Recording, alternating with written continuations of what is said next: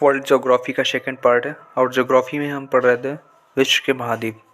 पहले पार्ट में इसके हम लोगों ने सभी महाद्वीपों के प्रमुख बिंदुओं पर चर्चा की थी। सेकंड पार्ट में हम लोग पढ़ेंगे अंटार्कटिका महाद्वीप के बारे में। इससे पहले महाद्वीप से गुजरने वाली रेखाएं, किस महाद्वीप से कौन सी रेखाएं गुजरती हैं उस पर चर्चा करेंगे और उसकी एक शॉर्ट ट्रिक है जो हम लोग आपको दिखा रहे हैं। आप देख पा रहे होंगे ये लिखा हुआ है कवि और ये लिखा हुआ है आम। तो कवि 3 बार हम लोग इस तरीके से लिखेंगे, एक बार कवि इस तरीके से लिखेंगे और आम हम लोग इस 3 बार इस तरीके से लिखेंगे। आप देख रहे होंगे आ का मतलब है आर्कटिक वृत्त, मा का मतलब है मकर रेखा, का मतलब है कर्क रेखा और वी का मतलब विषुवत रेखा। अंटार्कटिका महाद्वीप से कोई भी रेखा नहीं गुजरती है, इसलिए उसको इसमें शामिल नहीं किया है।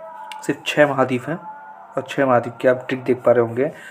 एशिया महाद्वीप से आप देखेंगे, इसको हटा देते हैं। एशिया महाद्वीप से आ मतलब आर्कटिक वृत्त, का कर्क रेखा, वी विषुवत रेखा। इसी प्रकार अफ्रीका से मकर रेखा और कर्क रेखा और विषुवत रेखा आप लोग देख पा रहे होंगे। अच्छे से नोट कर लीजिए, नोट करते हुए चलिए, आपके सभी हर एग्ज़ाम में आपके काम आने वाले हैं। उसको अच्छे से नोट्स बनाइए। इससे पहले पार्ट में भी हमने ये बोला था आपसे कि अच्छे से नोट बनाते हुए चलिए, आपके हर एग्ज़ाम में काम करेगा।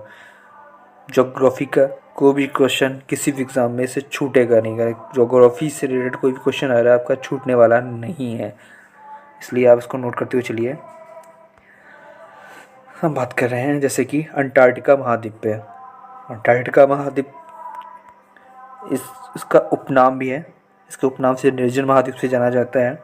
और इसकी प्रमुख खासियत आपको हम दिखा रहे हैं। एक नंबर, अंटार्कटिका महाद्वीप पर 98% भाग बर्फ से ढका रहता है और इसको श्वेत महाद्वीप भी कहा जाता है। इसको गतिशील महाद्वीप भी कहा जाता है। इस द्वीप को विज्ञान को समर्पित द्वीप भी कहा जाता है। क्यों कहा जाता है आगे आपको पता चलेगा, हम इस पर चर्चा भी करेंगे। और अंटार्कटिका द्वीप पर 6 महीने की रात और 6 महीने के दिन होते हैं। ऐसा इसलिए भौगोलिक स्थिति के कारण ऐसा होता है।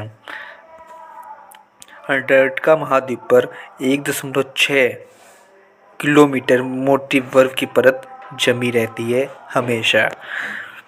ये आप देख पा रहे होंगे अंटार्कटिका महाद्वीप, और इसके उत्तर में है बेडल सागर और उधर रॉस सागर, यहाँ 2 सागर मिलते हैं। और इस द्वीप की खोज की थी कैप्टन जेम्स कुक ने 1773 में, लेकिन मुख्य भूमि पर ये नहीं पहुंच सके थे। और मुख्य भूमि पर पहुंचने वाले हैं फेबियन विलियम शासन। ये 1820 में पहुंचे थे। ये शासन है, गलती हुई होगी एडिट करने में। और भाई तीसरे हैं यहाँ के डेविड 1821 में। ये शुरुआत में मुख्य भूमि पर पहुंचने वाले वैज्ञानिक हैं। और प्रथम भारतीय हैं रामचरण दास, जो अंटार्कटिका द्वीप पर पहुंचे। और मुख्य भूमि पर बिंदु पर पहुंचने वाले प्रथम भारतीय हैं डॉक्टर गिरिराज सिरोही। और विश्व का सबसे बड़ा जैन संरक्षित सागर है रॉस सागर। अंटार्कटिका का कौन सा भाग बर्फ रहित है? ऐसे क्वेश्चन आपको मिलेंगे पेपरों में, सो आप इसका अच्छे से नोट्स करते हुए चलिए। अंटार्कटिका द्वीप पर कौन सा भाग बर्फ रहित है? तो यह है प्रामार का प्रायद्वीप।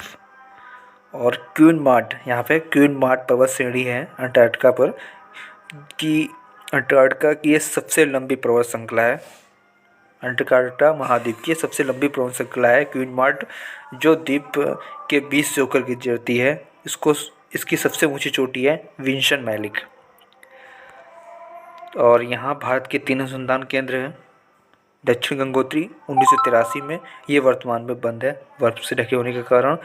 और दूसरा है मैत्री अनुसंधान केंद्र 1989 ईस्वी में स्थित हुआ। और तीसरा भारतीय अनुसंधान केंद्र जो 2012 में स्थापित हुआ। ये सभी तीनों अनुसंधान केंद्र दक्षिण ध्रुव की ओर स्थित हैं। यहाँ भारत का एक और अनुसंधान है जो उत्तरी ध्रुव पर स्थित है, अंटार्कटिका के प्रमुख जीव जंतुओं पौधों के बारे में चर्चा करेंगे। यहाँ पे जो जीव जंतु हैं वो पेंगुइन पक्षी यहीं पाया जाता है। सबसे छोटा पक्षी पेंगुइन पक्षी यहीं पाया जाता है। और सील मछलियाँ यहीं मिलती हैं और krill मछलियों का झुंड भी यहीं पाए जाते हैं अंटार्कटिका महाद्वीप पर। पेड़ पौधों की बात कर लाइकेन का पेड़ यहीं पर था और फर्न यहाँ के प्रमुख पेड़ पौधे हैं। सो थैंक यू मेरा वीडियो देखने के लिए और मेरे चैनल को सब्सक्राइब करें, बेल आइकन का बटन ज़रूर दबाएं और